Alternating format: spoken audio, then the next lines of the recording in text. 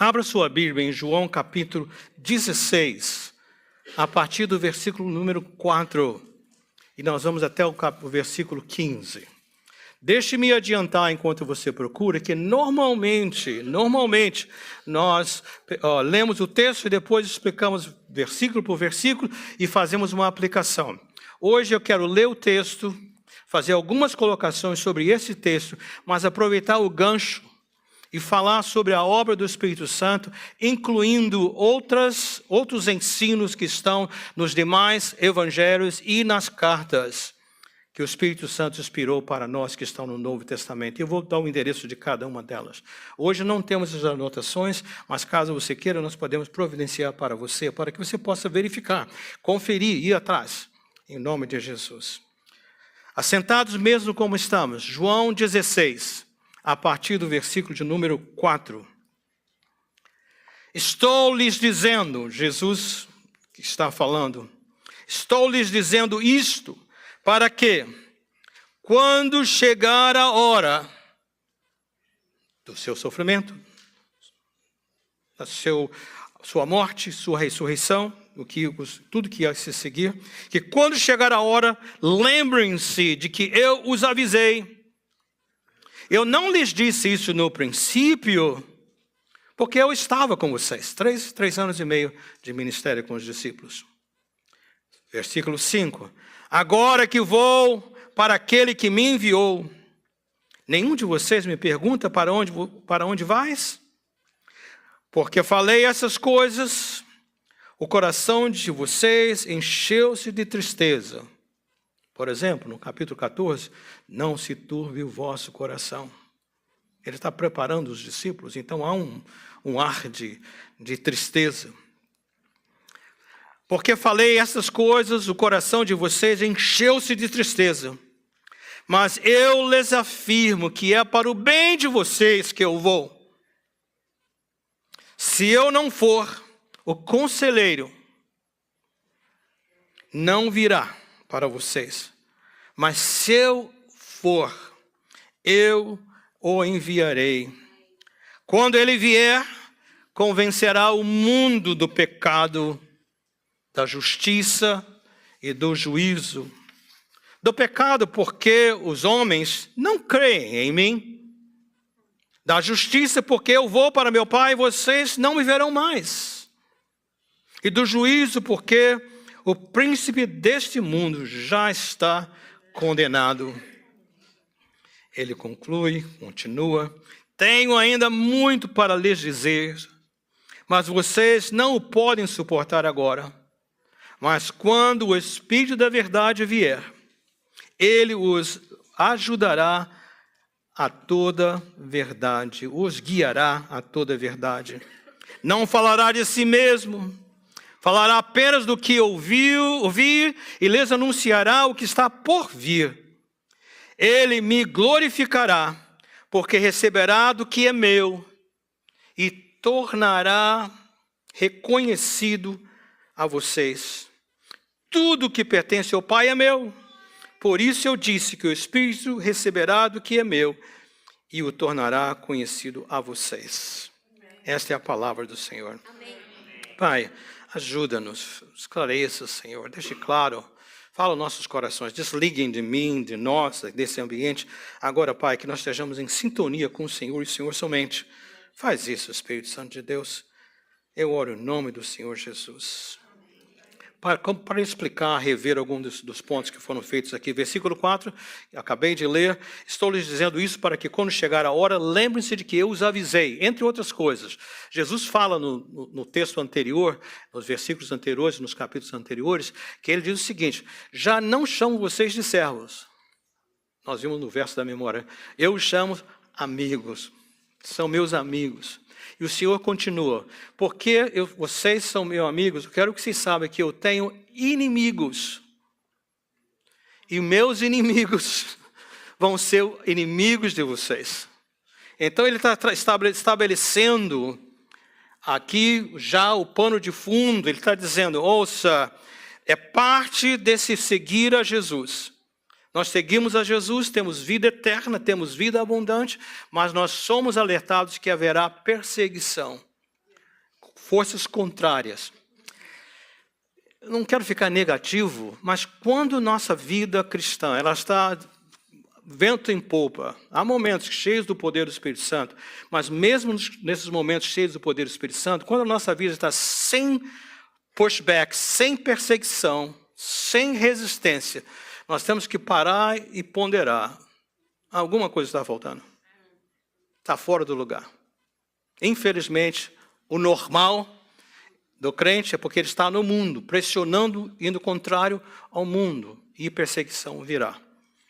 Só para ter uma ideia, eu não estou aqui divulgando causas, mas, de novo, nós nunca podemos saber se as notícias que aparecem nas redes sociais são completas, mas recentemente, um jogador de basquete do time de Chicago, ele foi mandado, seu contrato foi terminado, porque ele disse que o seu time e a Liga de Basquete dos Estados Unidos, profissional, separou um mês inteiro para celebrar o mês do orgulho, do homossexualismo, do lesbianismo.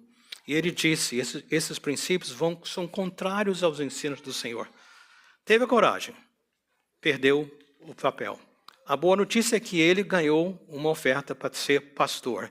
Então ele deixou o basquete 24 anos para ser um pastor. Mas meu ponto como falam, está me faltando a palavra aqui, mas é a resistência de vir atrás.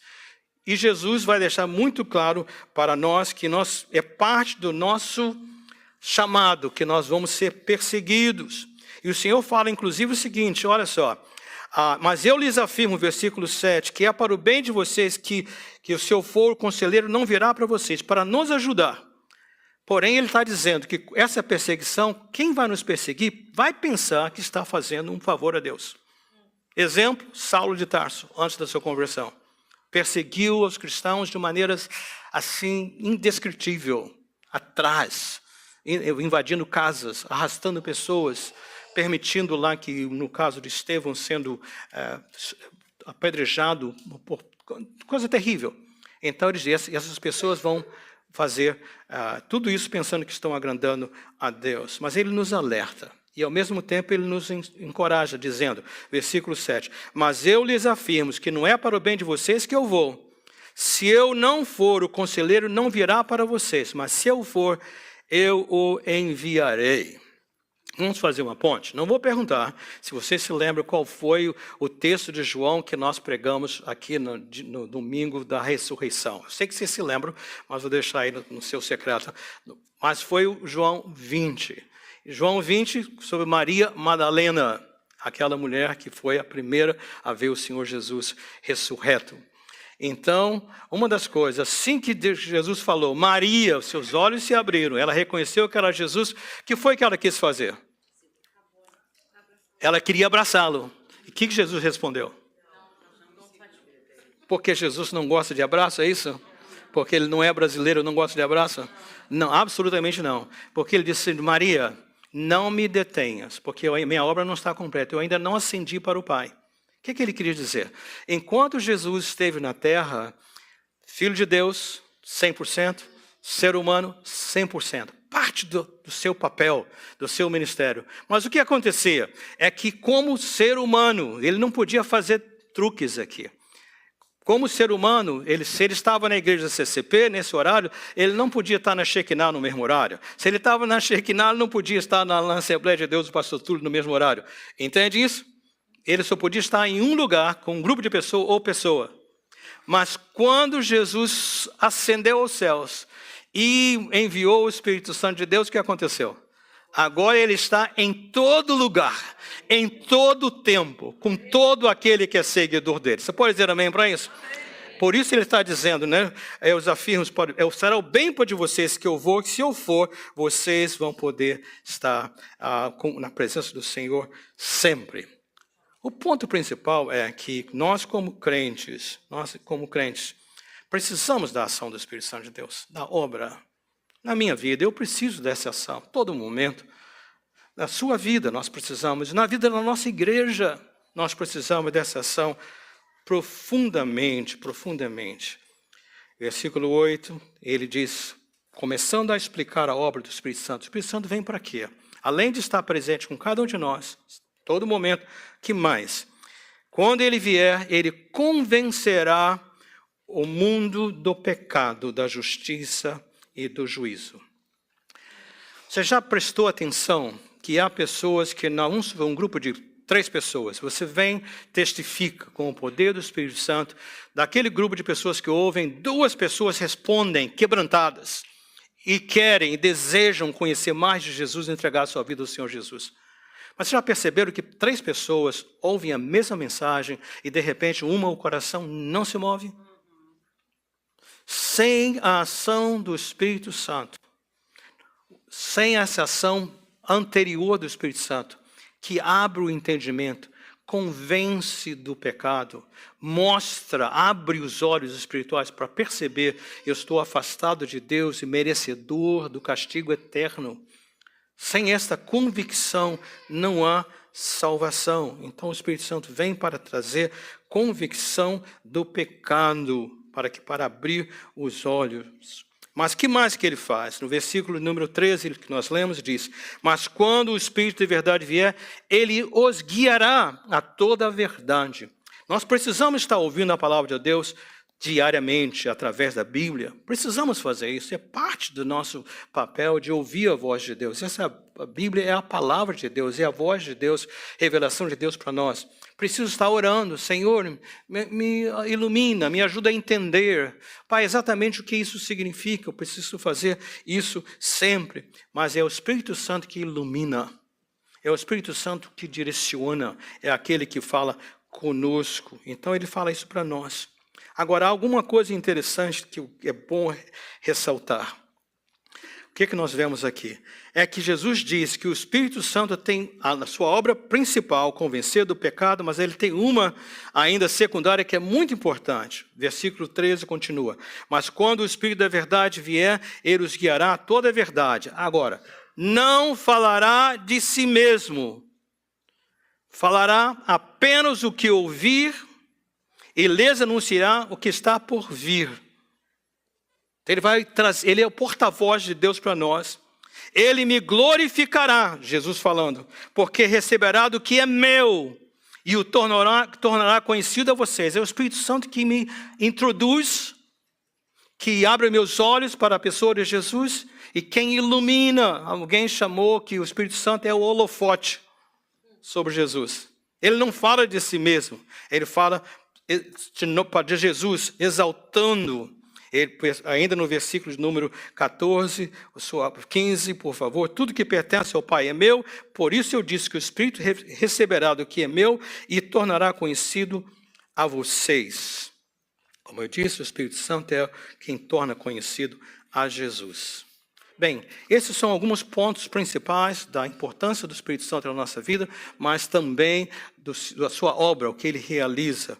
Porém, uma vez que eu comecei a trabalhar esse assunto, tomei a liberdade, orando, para fazer algumas outras colocações, enfatizar alguns aspectos.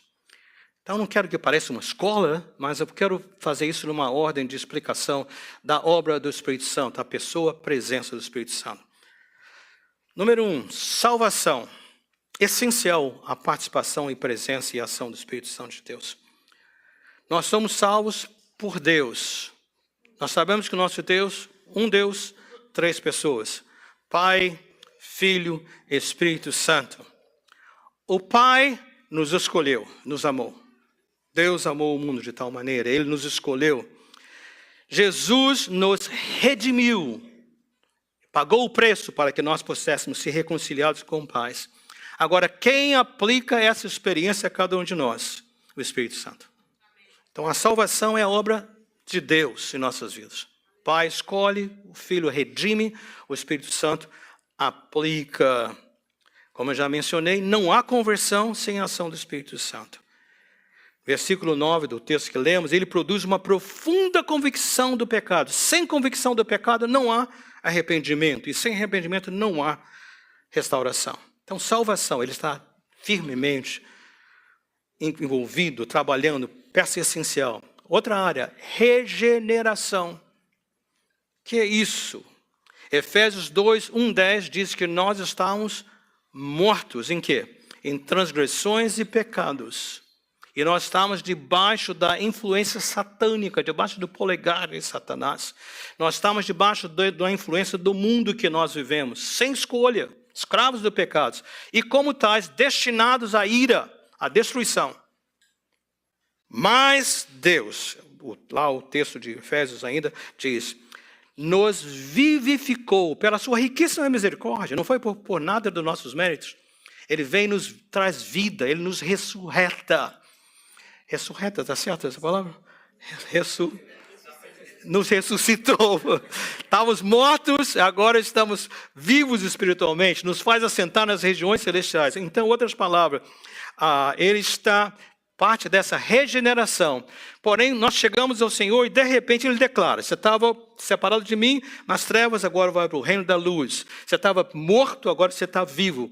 Mas ao mesmo tempo, Ele começa um processo de regeneração. É um novo ser, mas precisa ser trabalhado, desenvolvido. Então Ele está presente, essa é a obra do Espírito Santo. Mas o Espírito Santo não só trabalha comigo individualmente, com você individualmente. Ele trabalha também com o corpo de Cristo. E o que é o corpo de Cristo? A igreja. Nós somos membros, você que está em Cristo Jesus, membros uns dos outros, mas membros do corpo de Cristo.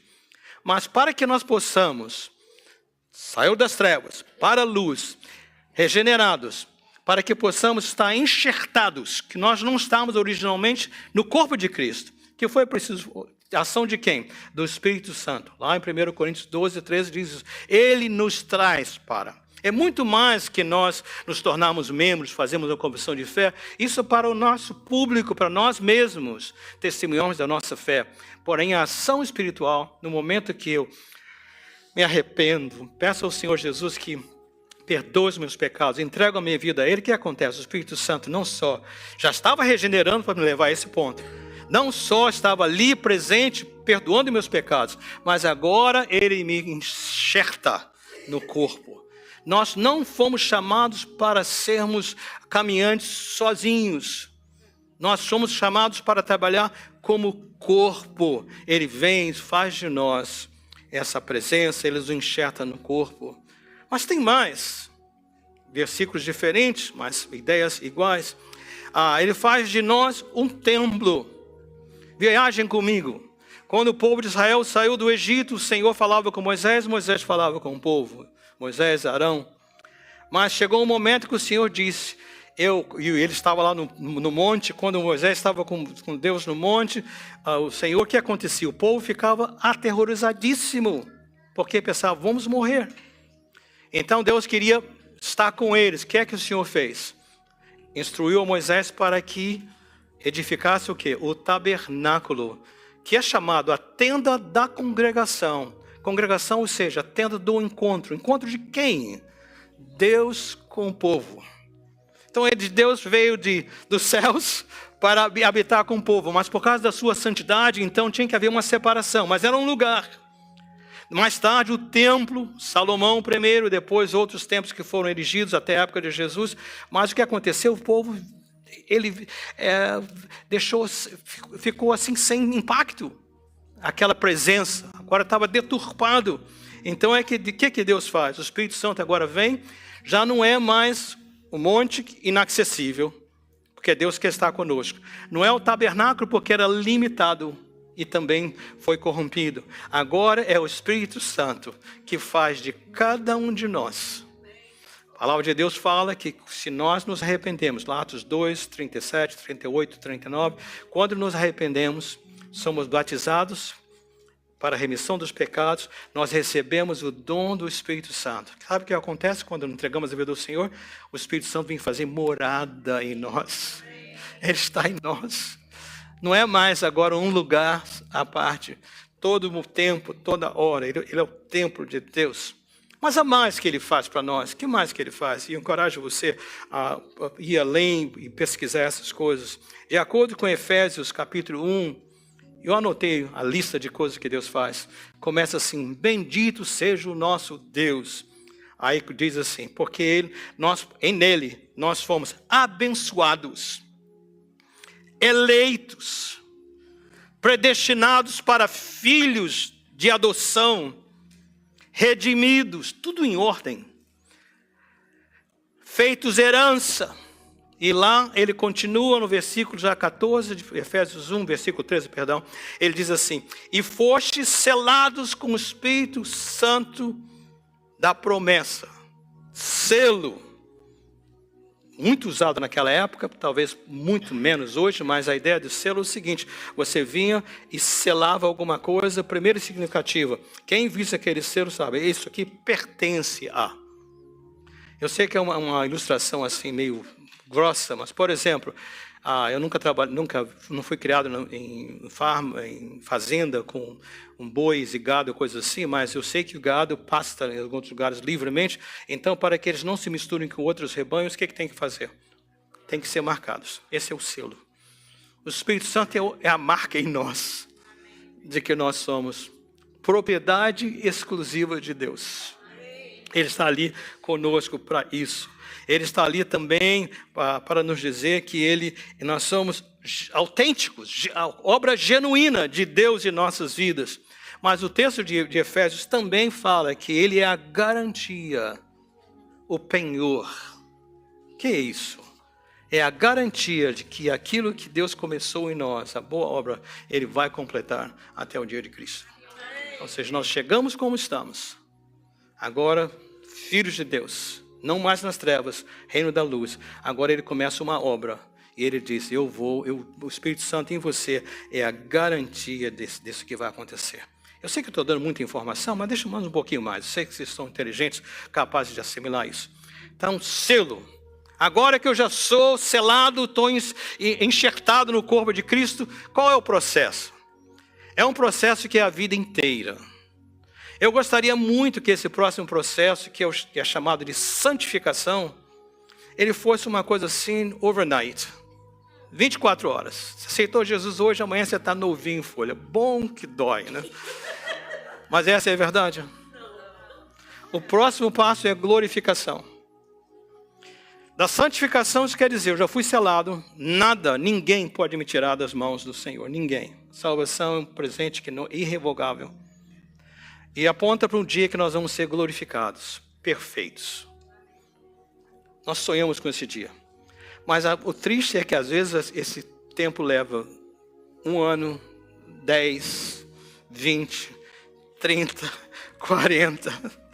Alguém já disse que a santificação é o começo da glorificação. Glorificação quando nós fechamos nossos olhos aqui na terra, naquele mesmo dia, naquela mesma hora, estar no paraíso com o Senhor Jesus e esperarmos a ressurreição dos corpos, a glorificação, porque quando nós saímos desse corpo, já estamos glorificados, como Jesus estava. É o ponto final. Então, glorificação é quando a santificação está completa. É triste saber que isso vai durar algum tempo. Lógico que nossos pecados, nossa obediência tem muito a ver com a rapidez de sermos transformados. Nós podemos, caminhando com o Senhor, diminuir esse tempo, continuar vivendo aqui mais santos do que éramos ontem, cada dia assim. Mas essa é a ideia. Mas é o processo de transformação de nosso ser que nós precisamos experimentar. Quem faz essa obra, mudança, pouco a pouco? Espírito Santo. Eu sei que você sabe, mas Ele, além de nos enxertar no corpo, além de nos transformando pouco a pouco, já não sou mais aquele do mês passado, já não sou mais aquele do ano passado. Pensamentos, reações, atitudes. Agora também nós recebemos dons espirituais. Não são talentos. Talentos podem e devem ser usados no louvor, na direção da igreja, no agir, no servir. Podem e devem ser usados. Mas talentos são naturais.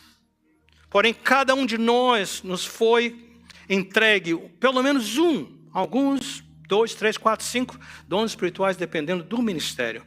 Para quê? Para que nós usemos para edificar os outros. Dons nunca foram intencionados para a nossa edificação. Eu sei que certos cultos que nós chegamos aqui e vamos assistir, é tão bom o louvor, as palavras, os testemunhos, tudo que acontece, a gente fica animadíssimo. Sentiu até assim um frio na espinha gostoso, né? E fica, puxa vida, o Senhor estava presente conosco. Mas você sabe que o culto não deveria ser essa ênfase. O culto seria, eu estou em casa e ser desperto. Eu tenho os dons que só eu tenho, que Deus me deu. E hoje, domingo, eu tenho o privilégio de ir até a igreja para compartilhar com alguém que precisa disso. E ao mesmo tempo há pessoas que têm dons que eu preciso nesse dia. Então esse trocar, esse estarem juntos, fazerem isso, nós precisamos tomar posse desses dons espirituais. Estou quase terminando, quase concluindo. Mais uma hora, mais ou menos. Oitava obra do Espírito Santo. Ele intercede por nós. Ele está em nós. Morada permanente em nós, até que o Senhor nos leve ou Jesus retorne. Ele está em nós. Ele é o nosso contato. É Deus conosco todo o tempo. Mas em Romanos capítulo 8, 26, é tão completo que eu preciso ler. Ele ajuda nas nossas fraquezas, porque não sabemos o que havemos de pedir como convém. Mas o mesmo Espírito intercede por nós casualmente. É assim? Com gemidos inexprimíveis. O texto continua dizendo, porque ele entende a mente do Senhor e sabe como orar. Há momentos na nossa vida, circunstâncias que sejam, que nós não sabemos nem o que dizer, nem como dizer. Mas o Espírito Santo assume a direção e começa a orar por nós. Então ele é conosco. Mas tem mais. Olha só como a obra do Espírito Santo é completa. Ele prometeu o quê? Vida abundante. João 7, 37 a 39, nos declara bem claro que Jesus disse, quem tem sede, venha e beba, e do seu interior fluirão gotas de água viva, é isso? Rios de água viva. Ou seja, ele está prometendo uma vida abundante, eles fluirão do seu interior. Estamos quase chegando ao final. O número 10 da obra do Espírito Santo. Como eu disse, eu tenho toda essa lista com os textos, né? Poder para testemunhar. O Espírito Santo opera na minha vida, regeneração. Abre os meus olhos. O processo de justificação, ele aplica na minha vida. A obra de Jesus em meu favor. Santificação, ele está comigo, me transformando passo a passo. Vida abundante, todo o tempo, conosco. Mas ele faz mais do que isso. Poder para testemunhar.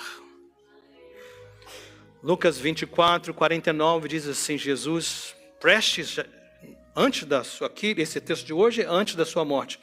Lucas 24, depois da sua morte e ressurreição, naqueles 40 dias com os discípulos. Ele disse aos discípulos, fiquem em Jerusalém, até que do alto sejais revestidos de poder.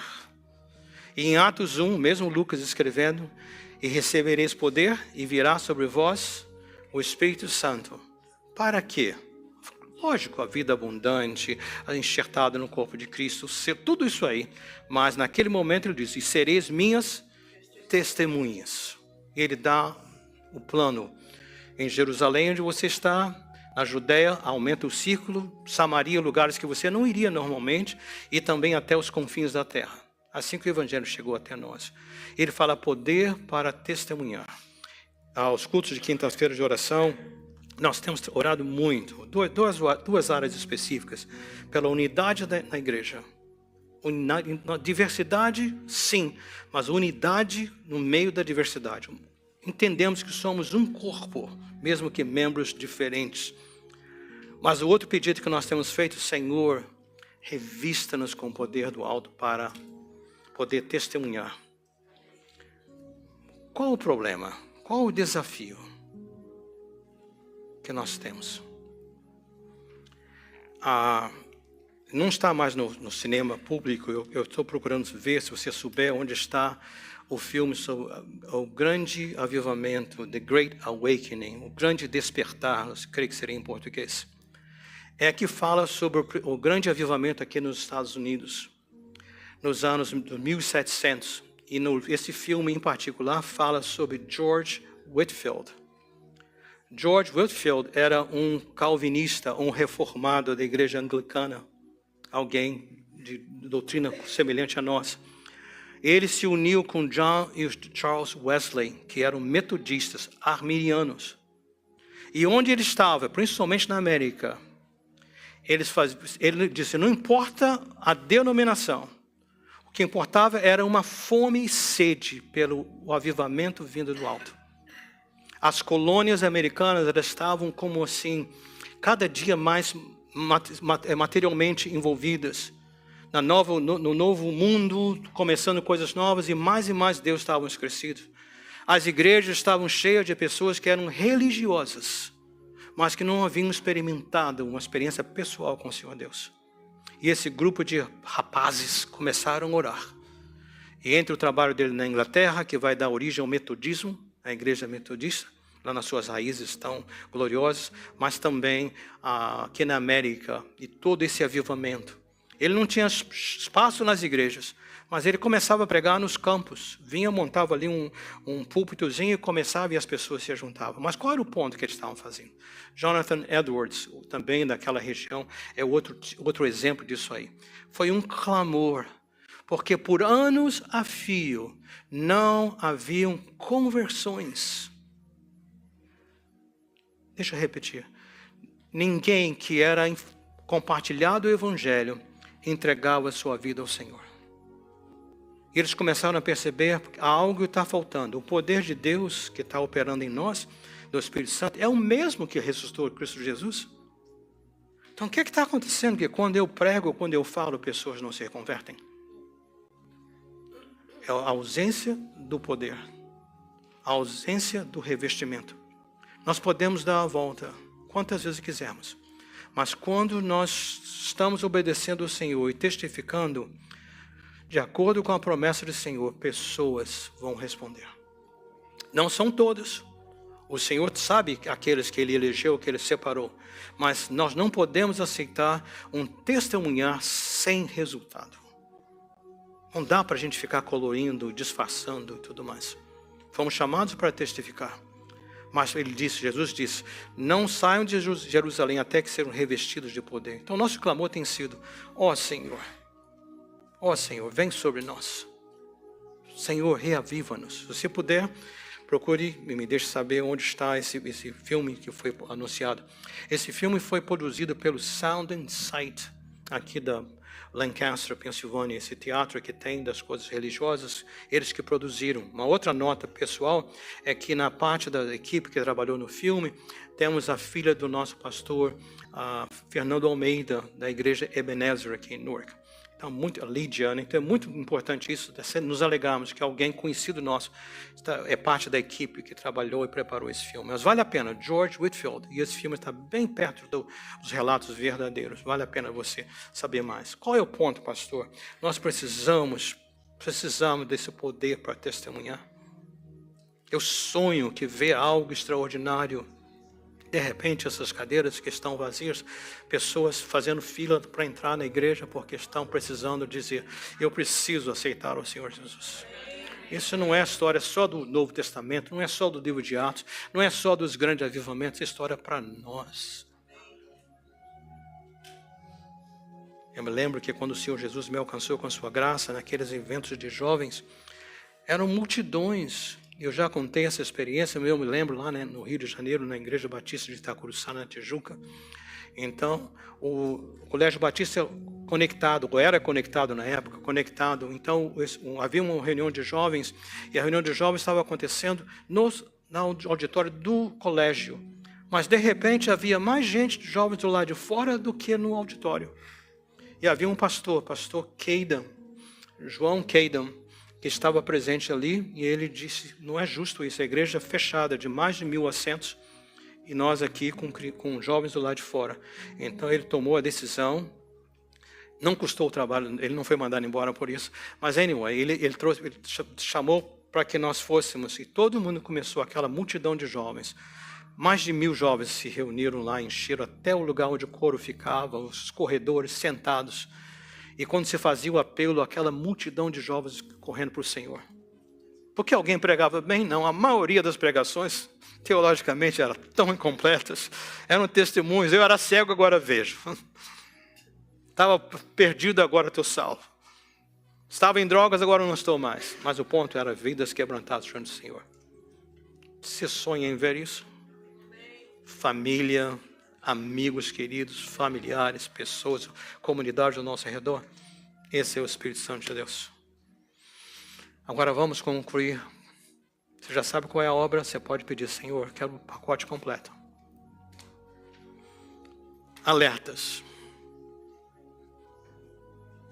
Não entristeçais o Espírito Santo. A lista é longa. Efésios 4 nos dá uma ideia. O que é que entristece o Espírito Santo? 4:30. Amargura e ira. Guardar ressentimentos nos nossos relacionamentos. Todos os níveis. Casa, família, igreja, o que seja. Gritaria. Resolvendo assuntos, gritando. Blasfêmia.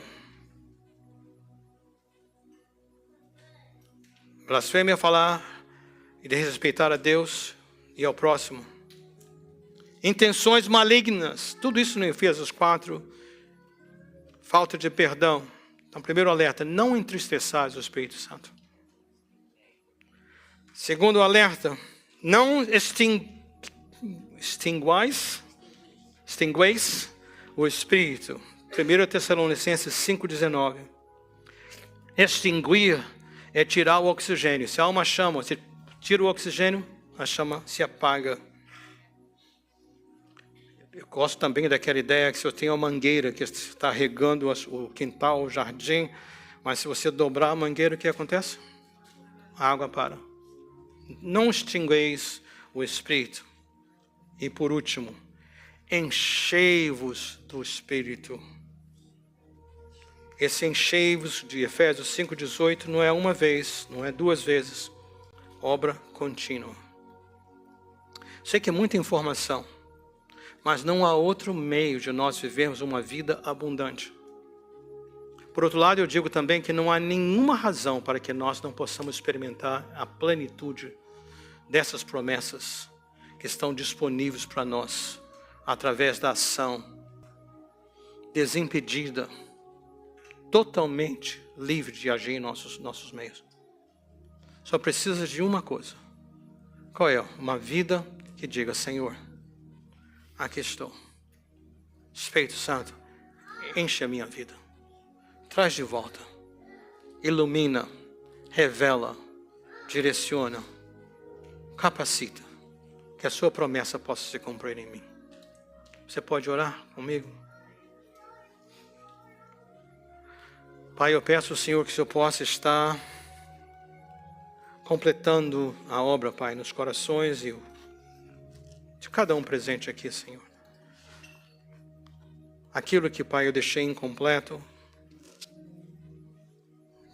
completa, Pai, na vida e o entendimento de cada um. Faz essa obra, Senhor.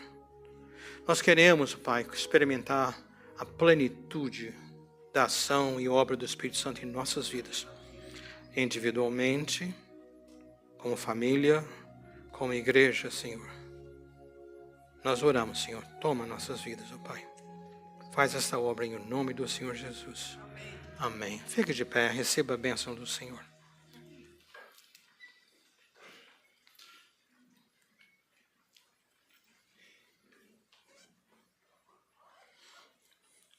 Até que nos encontremos outra vez. Que o amor de Deus, o nosso Pai, que a graça do Senhor Jesus Cristo, e a comunhão e consolação do Santo Espírito de Deus, esteja com cada um de vocês, agora e para todos sempre. Amém. Vão em paz, sejam testemunhas em nome de Jesus. Que bom que você participou conosco nesse vídeo. Se você mora na região de Newark, as suas cidades vizinhas, venha estar conosco. Gostaria imensamente de conhecê-lo pessoalmente, apertar a sua mão. E a nossa igreja, como você pode ver o endereço, ela está localizada bem no início, uma quadra do início da Ferry Street, a 2 quadras da estação de trem. Vai ser muito bom recebê-lo. Ou, se precisar de mais informações, nos comentários, coloca uma mensagem. Com o maior carinho e cuidado, nós vamos responder a você. E, quem sabe, vamos estar juntos em breve.